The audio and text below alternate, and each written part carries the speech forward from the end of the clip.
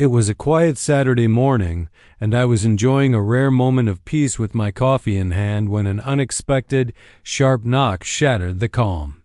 The kind of knock that wasn't just asking to be heard, it demanded attention. I opened the door to find two men standing on my porch, dressed in dark blue uniforms with shiny metal badges clipped to their chests. Emblazoned across their shirts were the words HOA Enforcement Division, a title I had never heard before. One of them, tall and wiry with aviator sunglasses that didn't suit the cloudy morning, introduced himself as Officer Rickman. His partner, shorter and stockier, stood with arms crossed, scanning my front yard like it was a crime scene, without even asking to come in. Officer Rickman handed me a stack of papers, poorly printed violation notices filled with vague language about unauthorized landscaping, unapproved paint color, and non-compliance with community safety codes. He stated in a rehearsed tone that due to repeated infractions, I was being served an eviction notice from the HOA and had 24 hours to vacate the premises. I blinked in disbelief, flipping through the papers. I'd never received any prior warning or notification about these violations. In fact, I had always followed HOA guidelines to the letter, mainly to avoid exactly this kind of drama. I asked them which board members had signed off on this eviction. Officer Rickman became vague, mentioning upper-level directives and confidential compliance reviews. That's when I noticed the spelling errors on the forms and the fact that neither of their badges had actual names. Engraved just generic tags. My gut twisted. Something wasn't right. These men might have looked the part, but it was all just a little too flimsy, too fake. I told them I wasn't going anywhere and shut the door. Through the window, I watched them linger on the lawn, speaking into what looked like walkie-talkies, pretending to radio in some kind of update. I knew then that this wasn't a simple HOA mix-up. It was something more calculated.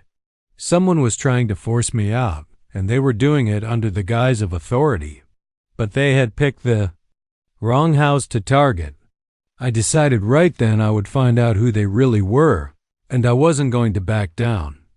The moment those fake officers left my property, I grabbed my phone and called the HOAS main office.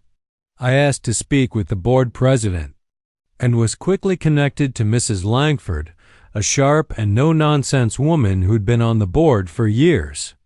As I described the encounter, her tone shifted from calm curiosity to alarm. "We don't have an enforcement division," she said firmly. "And we definitely don't send people to serve eviction notices."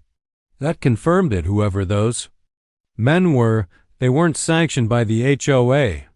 I hung up and immediately started digging. I reviewed my HOA emails and physical letters going back months. Nothing about violations, nothing about non-compliance, and certainly nothing about eviction.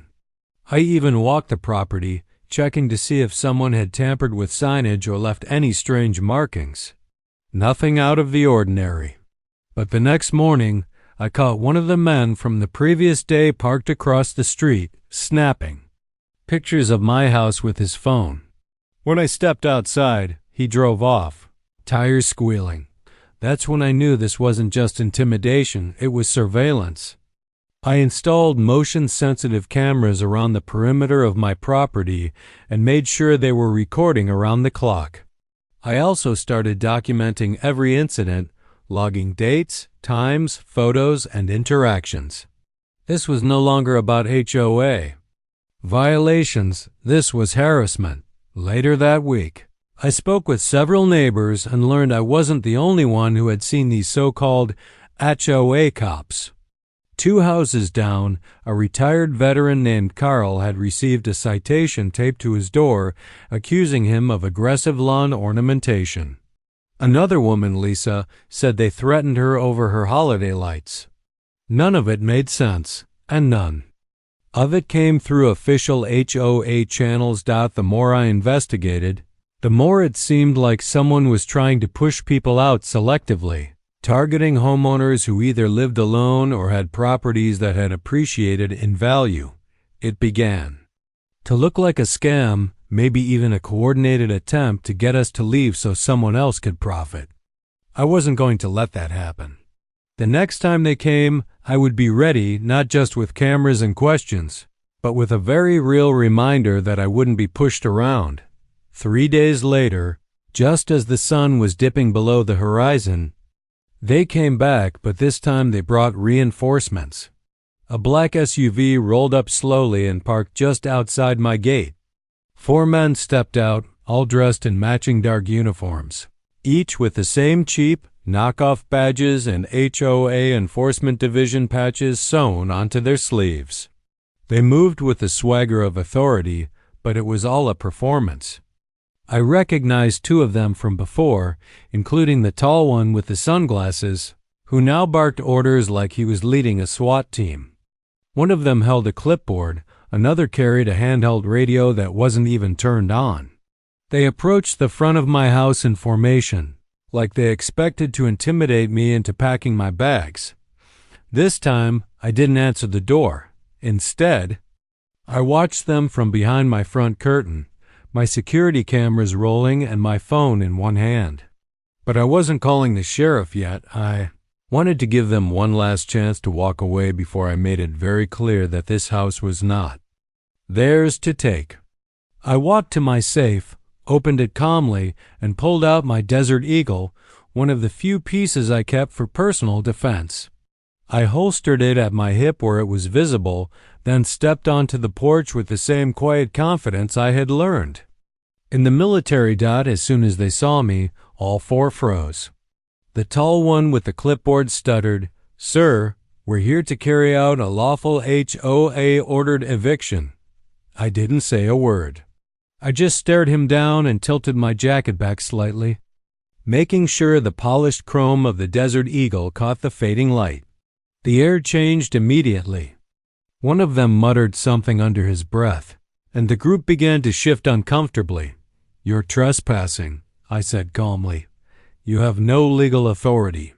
Leave now, or I call the sheriff and press charges." That was enough. The bravado cracked. They backed off slowly, muttering about calling it in and returning with proper paperwork, but their act had collapsed.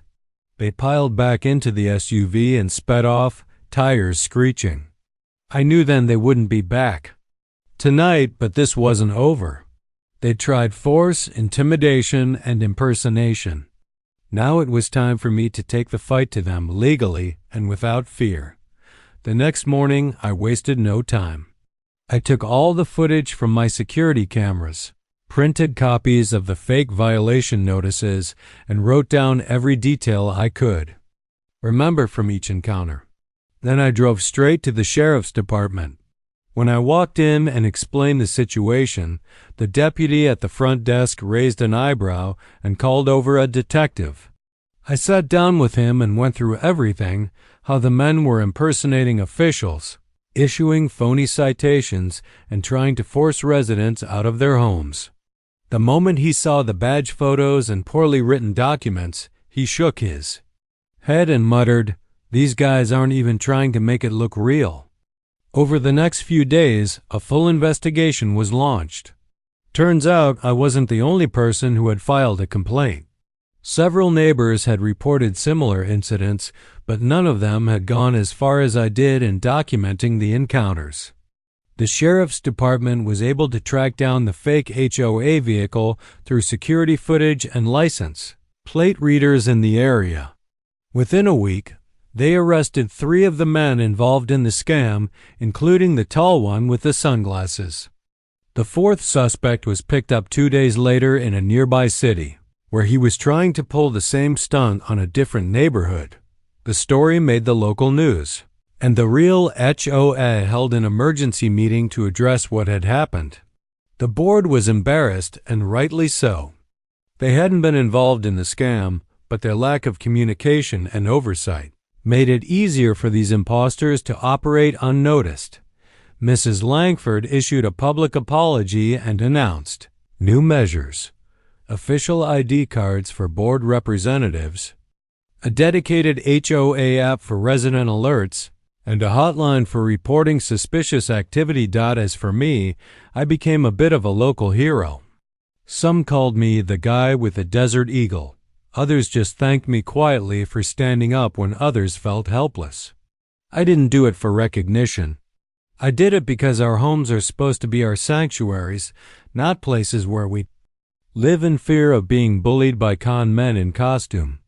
They came to evict me with lies and intimidation. What they found instead was a man who refused to be pushed, armed not just with a weapon, but with the will to fight back.